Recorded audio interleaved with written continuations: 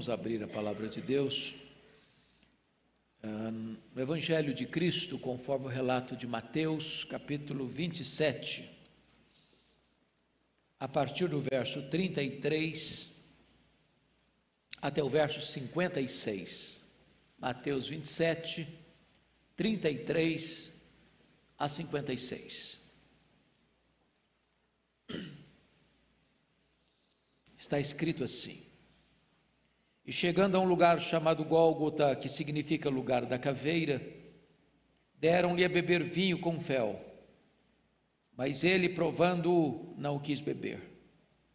Depois de o crucificarem, repartiram entre si as suas vestes, tirando a sorte, e assentados ali o guardavam.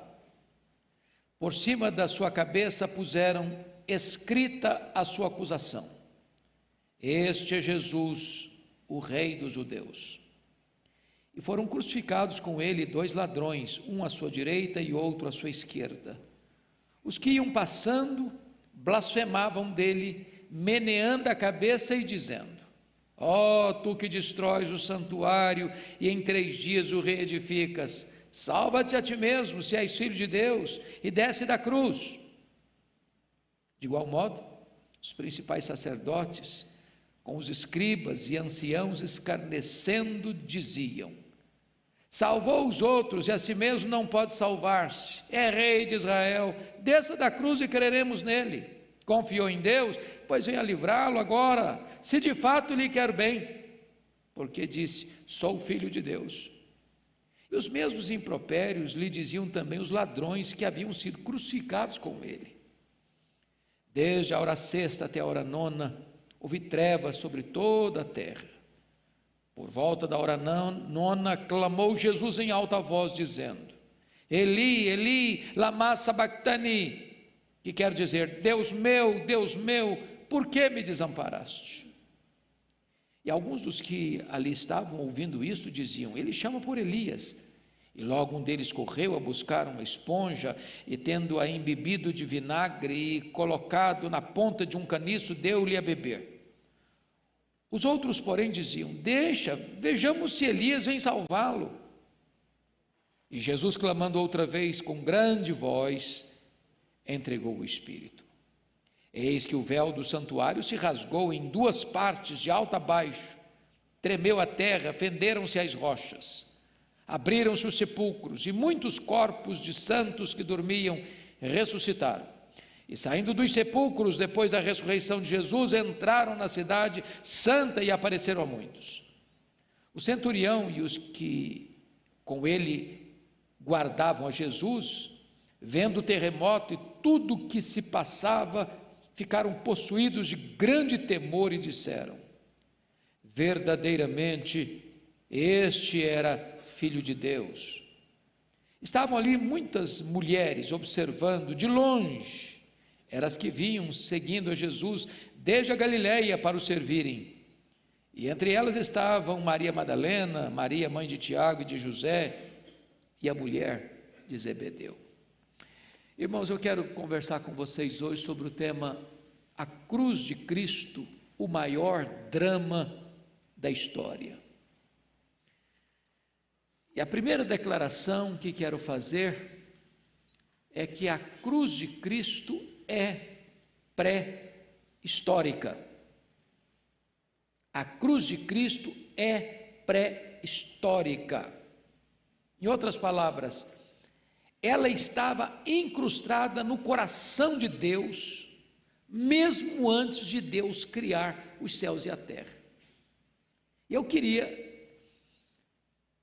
fazer essa afirmação, mas lendo 3 textos, para que você pudesse ter isso com muita clareza na sua mente e no seu coração. Então abra rapidinho, depois você volta, não deixa de ficar marcado aí Mateus. Vá comigo em primeiro lugar para 1 de Pedro 1, 18 a 20. Primeira carta de Pedro, capítulo 1, verso 18 a 20. Está escrito o seguinte: Sabendo que não foi mediante coisas corruptíveis, como prata ou ouro, que fostes resgatados do vosso fútil procedimento que vossos pais os legaram, mas pelo precioso sangue, como de cordeiro sem defeito e sem mácula, o sangue de Cristo, conhecido com efeito, o sangue de Cristo, antes da fundação do mundo, porém manifestado no fim dos tempos por amor de vós. Em outras palavras, a cruz, o sangue do Cordeiro, foi conhecido antes da fundação do mundo. Em outras palavras, isso já estava no plano de Deus, no decreto de Deus, antes de criar o universo. Deus já havia determinado mandar o seu filho para a cruz, para morrer pelos seus pecados. Deus não foi colhido de surpresa. Segundo texto, Apocalipse 13, versículo 8. Está escrito o seguinte: e adorá-lo-ão todos os que habitam sobre a terra. Ele está falando aí do dragão e da besta, aqueles cujos nomes não foram escritos no livro da vida do Cordeiro, que foi morto desde a fundação do mundo. Quando é que o Cordeiro foi morto? Desde a fundação do mundo. Historicamente? Não. Historicamente, ele morreu em Jerusalém há 2000 anos. Mas nos decretos de Deus, nos planos de Deus, isso já havia sido consumado. O que aconteceu no Calvário foi a consumação desse plano eterno, já estabelecido por Deus. Terceiro texto, Atos dos Apóstolos, capítulo 2, verso 23. Por favor, veja comigo. Está escrito o seguinte: Pedro, pregando em Jerusalém, disse: sendo este Jesus entregue pelo determinado desígnio e presciência de Deus, vós o matastes crucificando por mãos de iníquos.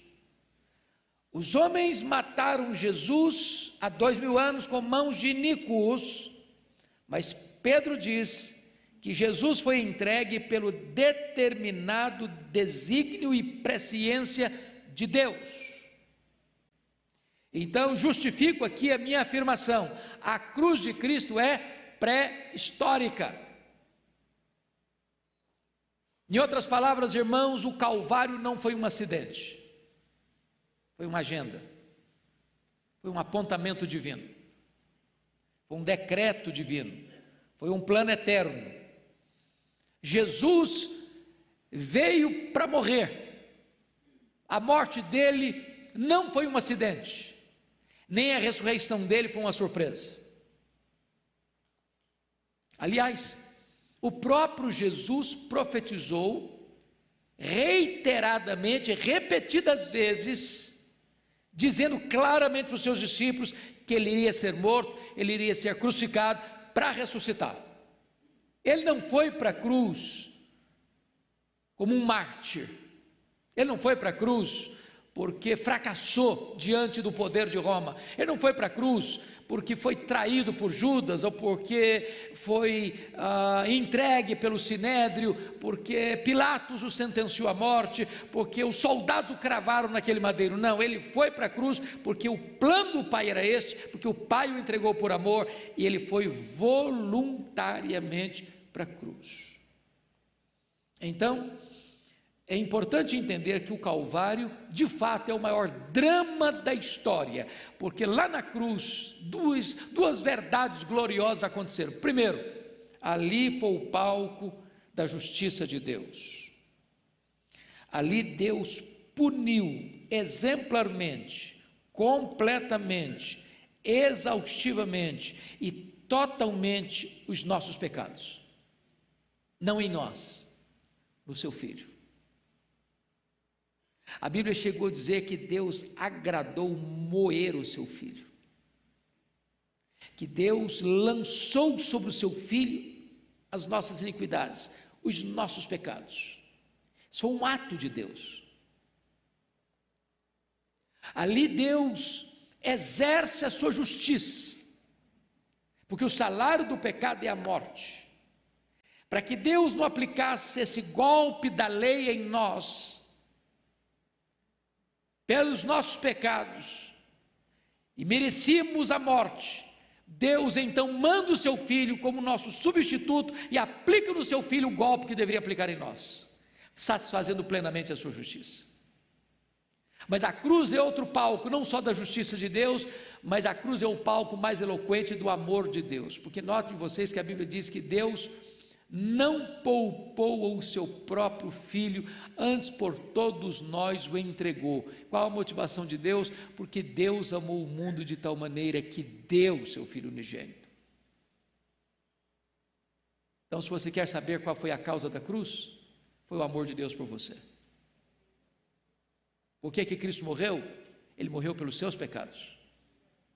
Bom, dito isso, irmãos, eu gostaria que nós pudéssemos então olhar essa cena do Calvário. Então vamos olhar o drama da cruz. Primeiramente, as acusações contra Jesus na cruz. Se você notou o registro bíblico que nós lemos, você vai encontrar que Jesus foi acusado pelo Estado e Jesus foi acusado pela religião.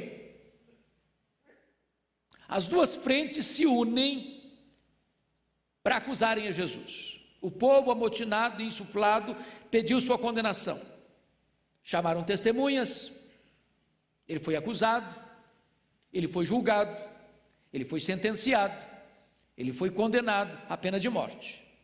Mas diz o texto bíblico que as acusações eram falsas, que as testemunhas foram subornadas e que a sua condenação foi um dos mais perversos erros judiciais da história. De que ele foi acusado? Primeiro, confira comigo, verso 37, olha o que está escrito aí: por cima da sua cabeça puseram escrita a sua acusação. Aquela placa, aquela tabuleta de madeira que foi pregada sobre a cabeça de Jesus na cruz, não era nada menos do que a acusação contra ele. Em outras palavras, é por isso que ele está morrendo. Ele se fez rei, e como Israel estava debaixo do domínio de Roma, quem se fizesse rei estava conspirando contra César. Era uma insubordinação, era uma rebelião, era uma conspiração contra o governo de Roma. E então fazem questão de dizer que ele foi crucificado porque ele foi acusado de se fazer rei. E se vocês notaram, esta acusação, ela foi grafada, segundo os outros evangelistas, na língua hebraica, na língua grega e no latim. E significa o hebraico a língua da religião, o grego a língua da filosofia e o latim a língua da lei romana. Em outras palavras, a religião, a filosofia e a lei se unem para acusarem Jesus, para matarem Jesus. Que outra acusação teceram contra ele? Olha comigo o versículo 40, a parte B do versículo 40. Ó tu que destróis o santuário e em 3 dias o reedificas, salva-te a ti mesmo, se és filho de Deus, desça da cruz. Preste atenção que o ponto aqui da acusação é que ele se apresenta como filho de Deus. Vocês se lembram lá no Sinédrio? Quando o sumo sacerdote, sob juramento, faz a pergunta: mas quem é você afinal de contas mesmo? E quando ele se apresenta como filho de Deus, o que é que o sumo sacerdote fez? Rasgou o seu manto, e todos gritaram: blasfema, é digno de morte. Então a outra acusação que fizeram contra Jesus foi a acusação de blasfêmia. O grande problema é que de fato essa era uma acusação falsa, porque ele não apenas dizia ser filho de Deus, ele de fato era o filho de Deus. A acusação primeira de que ele era o rei dos judeus não era acusação falsa, não era apenas uma acusação, o problema todo era acusação falsa, porque de fato ele era o rei dos judeus. Ele não estava cometendo um crime ao se declarar rei dos judeus, ele veio para isso. Aliás, o seu reino é um reino eterno, o seu trono é um trono que nunca se abalará. Terceira acusação contra ele, está no versículo 40, parte primeira do verso. Ó tu que destróis o santuário em 3 dias, o reedificas. Eles chamam Jesus aí de quê? De impostor. Veja bem que esta acusação foi feita contra Jesus, e Marcos, no relato dele, diz que não tinha coerência. Quando as testemunhas disseram, não, nós ouvimos esse camarada falar aí, que ele destrói o santuário e o reconstrói em 3 dias. E está escrito lá em Marcos 14, 49, que não tinha sentido, não tinha nexo o que eles estavam falando. Mas vejam vocês, que agora as autoridades judaicas não querem saber se não tem nexo. Eles estão aproveitando o momento para espalhar esse fake news, essa mentira, essa notícia falsa, que não tem nexo, que não tem sentido, que não tem propósito, porque obviamente Jesus não está falando do santuário que levou 46 anos para ser construído por Herodes o Grande, está falando do seu próprio corpo, que vai morrer, que vai ser sepultado, mas que no 3º dia vai se erguer do túmulo um corpo de glória. Mas em 4º lugar, irmãos, eles acusam Jesus de ser o Salvador. Olha o versículo 42, salvou os outros, a si mesmo não pode salvar-se, é rei de Israel, desça da cruz e creremos nele. Ou seja, eles estão acusando Jesus de ter salvado muita gente, mas agora não tem poder para salvar a si mesmo. Estão dizendo que Jesus é um impostor, impotente, fracassado, derrotado, que teve muito poder enquanto estava ajudando os outros, mas quando se trata de socorrer ele mesmo, ele não tinha esse poder, ele não tinha essa capacidade de descer daquela cruz, de manifestar milagre ali diante deles. Mas notem mais, Jesus foi acusado de usar indevidamente o nome de Deus. Olha o verso 43 comigo. Confiou em Deus, pois venha livrá-lo agora, se de fato lhe quer bem, porque disse só o Filho de Deus. Olha a ideia que eles tinham de Jesus, de um embusteiro, de alguém que se põe numa posição que não tem direito de usá-la. Aliás, olha o versículo 63 comigo. Disseram-lhe, Senhor, lembramo-nos de que aquele embusteiro, enquanto vivia, disse, depois de 3 dias ressuscitarei. Ou seja, eles acusam Jesus de ser um embusteiro, um enganador. Todas essas acusações foram levantadas contra Jesus no drama do Calvário, no drama da cruz. Vamos ver agora em segundo lugar, irmãos, o drama da cruz, o desamparo de Jesus naquela cruz. Por quem Jesus foi desamparado? Em primeiro lugar, olha o verso 39 comigo. Foi desamparado pelo povo. Os que iam passando blasfemavam dele, meneando a cabeça, dizendo. Preste bem atenção, porque via de regra nós temos a ideia do Calvário como um monte muito alto, né? Toda fotografia que você já viu do Calvário é um monte. Se você ler os 4 evangelhos, você não vai encontrar a palavra monte, nenhum deles. Alguns dizem que Calvário, lugar da caveira, que a palavra lugar poderia ser traduzida por monte, mas a ideia não era essa, não era de um lugar distante do povo, não. Roma crucificava as pessoas, era no caminho onde as pessoas passavam, onde transitava a gente, onde fluía gente, para lá e para cá, para lá e para cá. O que está escrito no texto? 39. Os que iam passando. Você se lembra que a festa da Páscoa, a cidade de Jerusalém está quintuplicadamente povoada, gente passando, para lá e para cá, e olhando, na beira da estrada. O que estão fazendo? Meneando a cabeça, fracassado, derrotado, sofrendo as consequências das suas loucuras. Ele está sendo escarnecido pelo povo, talvez o povo que viu seus milagres, talvez o povo que recebeu o benefício dos seus milagres, abandonado pelo povo. Segundo, Jesus foi desamparado pelos líderes. Olha o verso 41 comigo.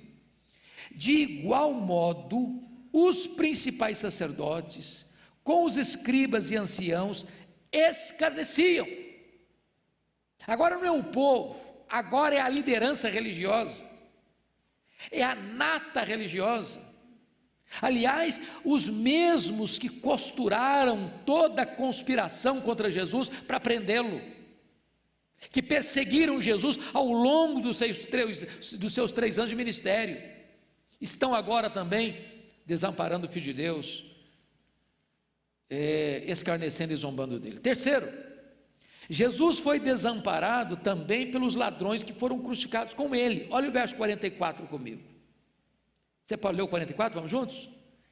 E os mesmos impropérios lhe diziam também os ladrões que haviam sido crucificados com ele.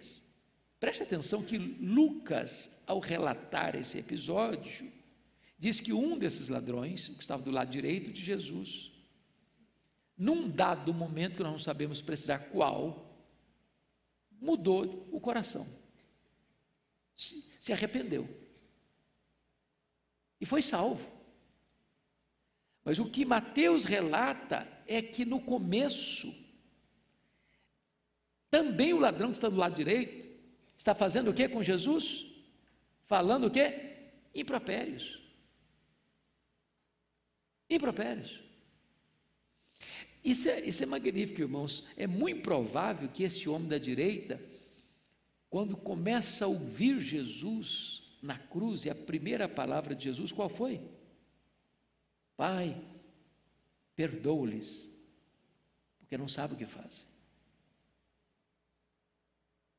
O coração dele foi quebrado, porque a segunda palavra de Jesus na cruz foi para ele, quando ele disse: Senhor, lembra-te de mim quando vieres do teu reino, em verdade de que hoje mesmo estarás comigo no paraíso.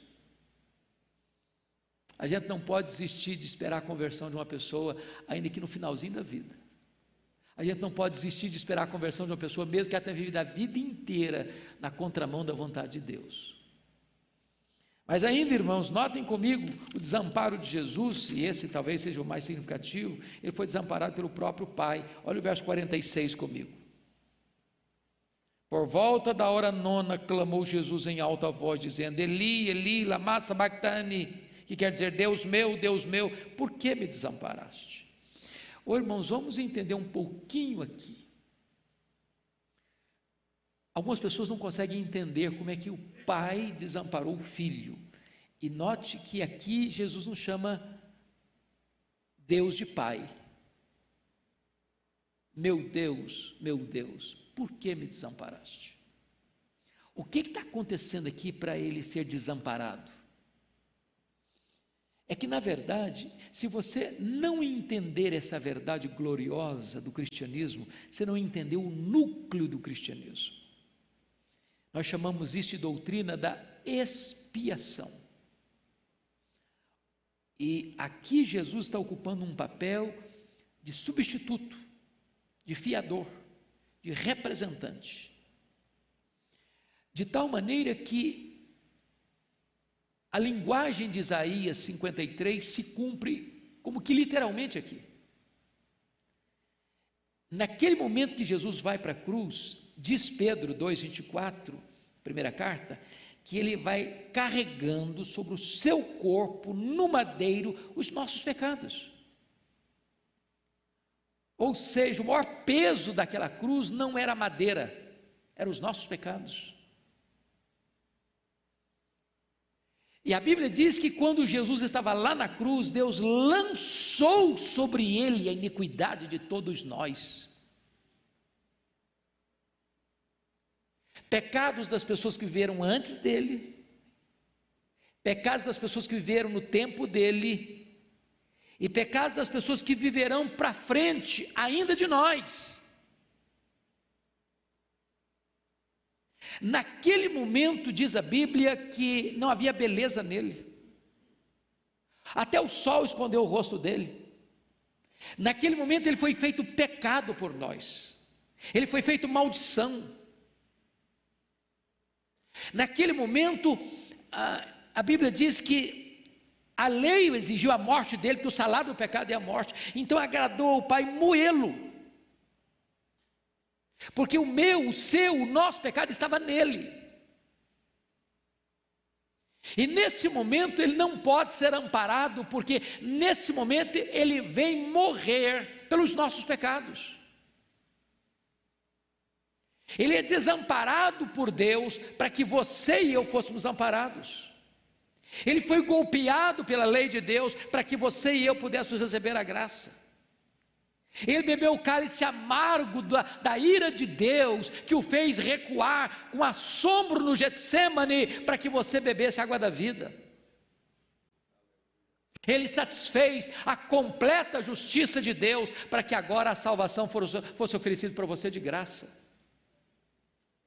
Em outras palavras, Jesus não morreu naquela cruz apenas para possibilitar a sua salvação, Ele morreu para salvar efetivamente você, Ele morreu pelos seus pecados. Isso é glorioso.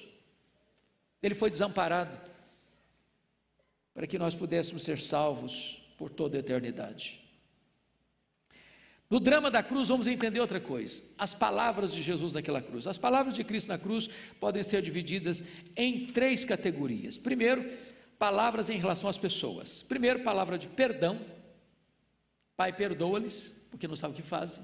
Segundo, palavra de salvação, hoje mesmo estarás comigo no paraíso. Terceira palavra, palavra de afeição, mulher, eis aí o teu filho, filho, eis aí a tua mãe.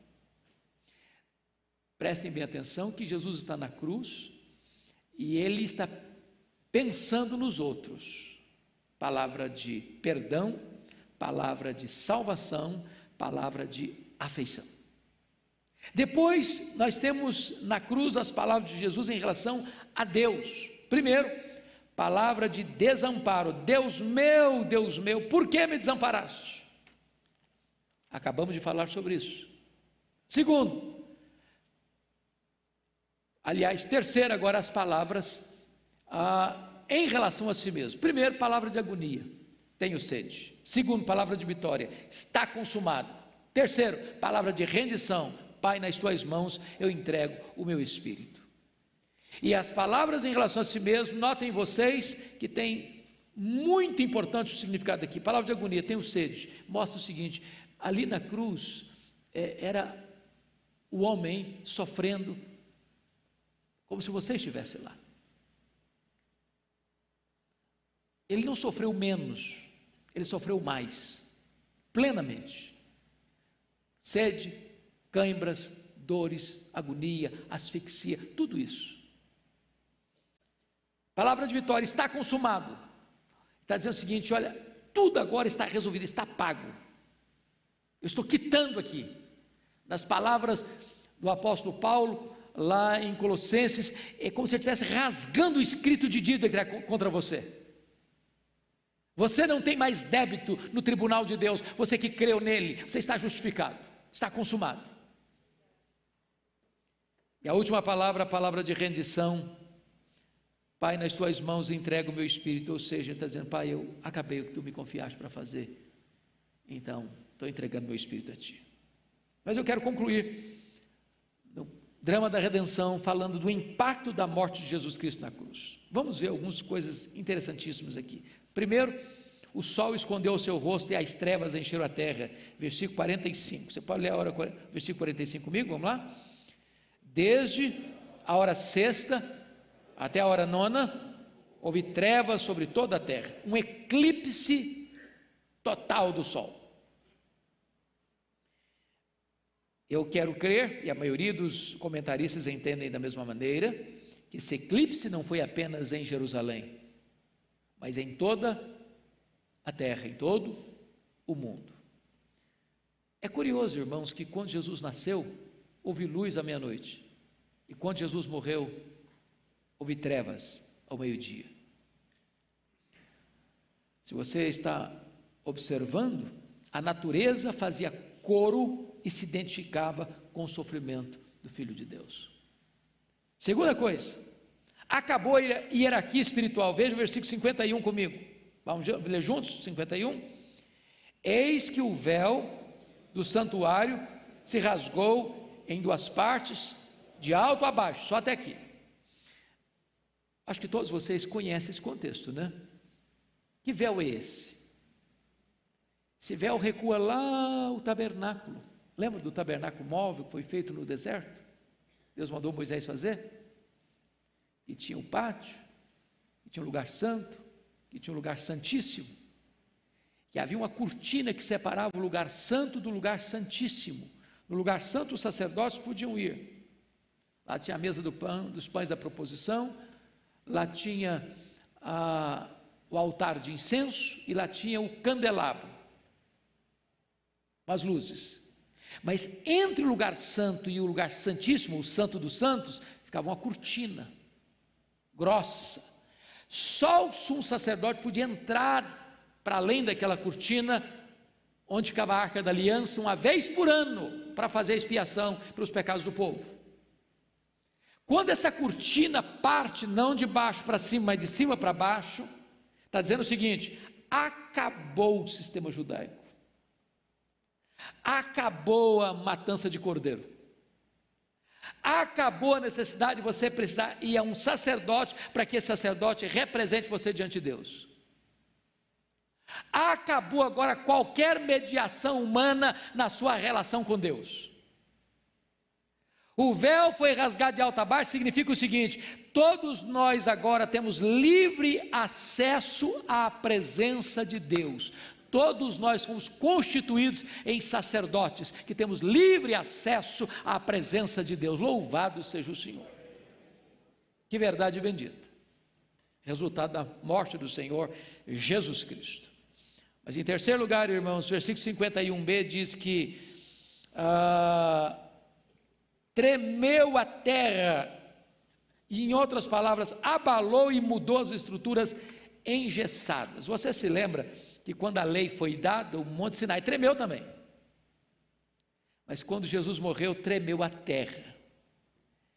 É um abalo sísmico, e isso revela para nós, meus amados irmãos, que com a morte de Cristo, toda a estrutura que parecia sólida é abalada, é afetada por este glorioso evento da morte de Cristo. Estruturas políticas, estruturas econômicas, estruturas sociais, estruturas morais, estruturas religiosas, estruturas espirituais, tudo isso foi abalado por este maior acontecimento da história, a morte de Jesus Cristo naquela cruz.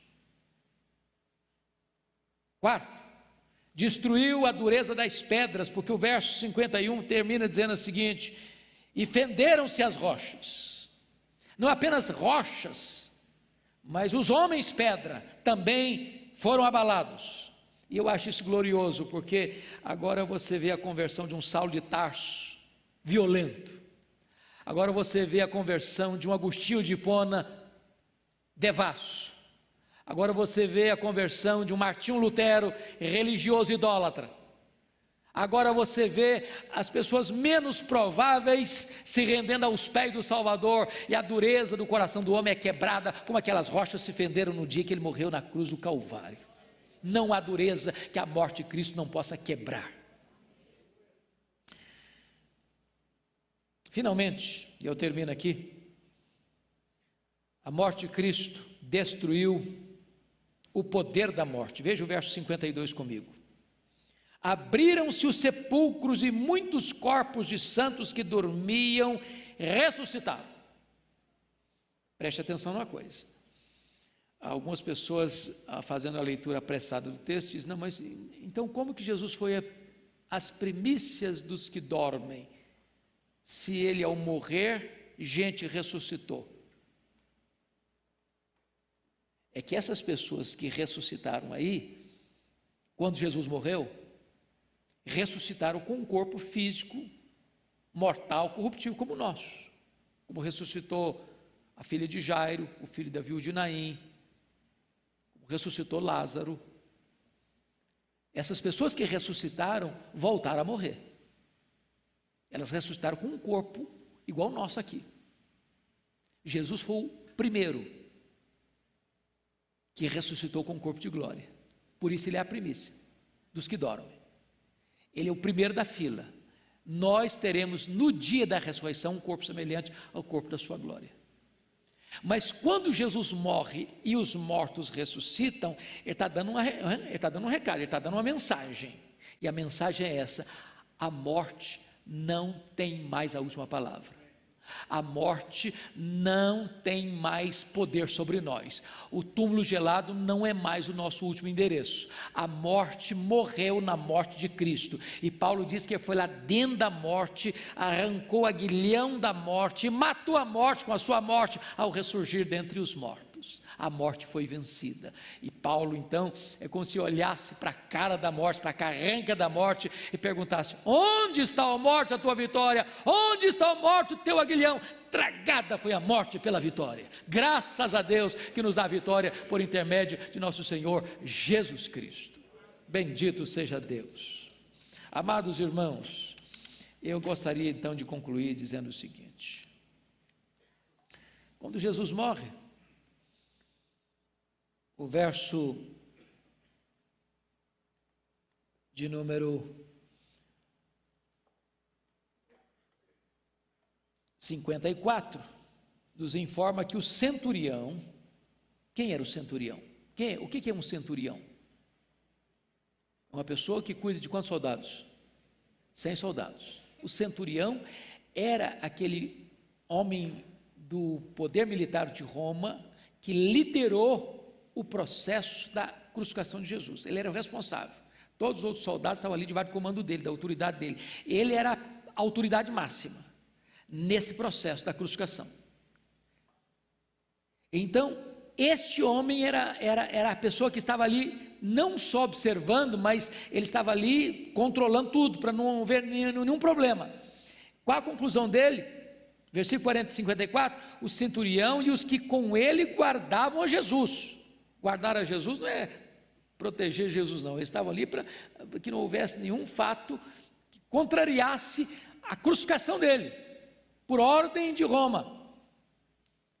Vendo o terremoto e tudo o que se passava, ficaram possuídos de grande temor e disseram: verdadeiramente este era Filho de Deus. Ou seja, o maior inimigo que está responsável para executar Jesus, reconhece que cometeram um erro, e de fato ele era o Filho de Deus. Agora preste atenção mais.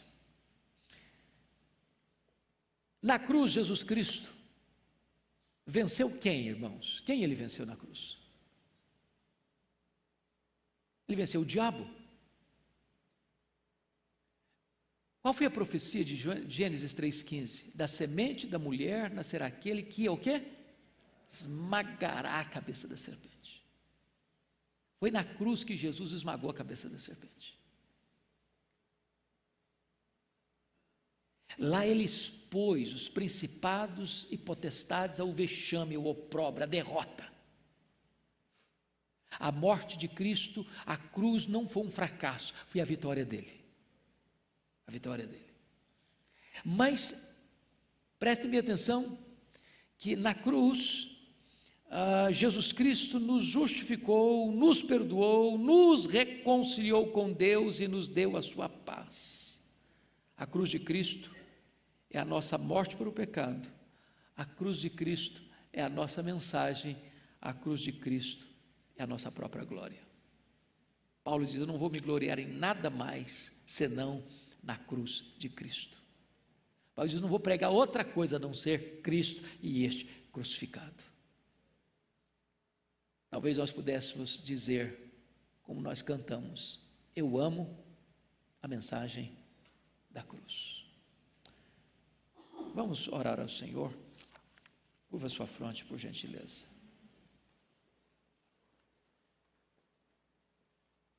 Ó Deus, o que nós te pedimos nesta noite é que tu abras os olhos da nossa alma, para nós entendermos a enormidade do teu amor por nós. As palavras mais eloquentes não seriam suficientes para descrever este amor, porque tu planejaste isto lá antes de tu criares os céus e a terra. A cruz nunca se afastou dos teus olhos, do teu coração. Mesmo com a rebeldia, mesmo com a desobediência, mesmo com a dureza do nosso coração, tu mantiveste o teu plano, sem mudar uma vírgula. E então a tua palavra diz que na plenitude dos tempos Jesus Cristo veio, nascido de mulher, nascido sob a lei, e ele nasceu para morrer, ele nasceu como cordeiro que tira o pecado do mundo, cordeiro que foi morto, mas está vivo pelos séculos dos séculos. Ó meu Deus, não deixe que o nosso coração se afaste da mensagem da cruz, não deixe que os nossos olhos se percam nos brilhos deste mundo, sem deixar de olhar para a cruz. Ali está a nossa vitória, ali está o nosso triunfo, ali está a nossa esperança, ali está a nossa própria glória, ali está a nossa mensagem, ali está a razão da nossa vida, porque foi naquela cruz que ele verteu o seu sangue para nos limpar do pecado e nos reconciliar contigo. Agora rogamos-te, Deus, aplica esta palavra ao nosso coração aqui nesta noite, para que saiamos daqui debaixo deste refúgio bendito e eterno, o refúgio da cruz. Assim oramos, em nome de Jesus.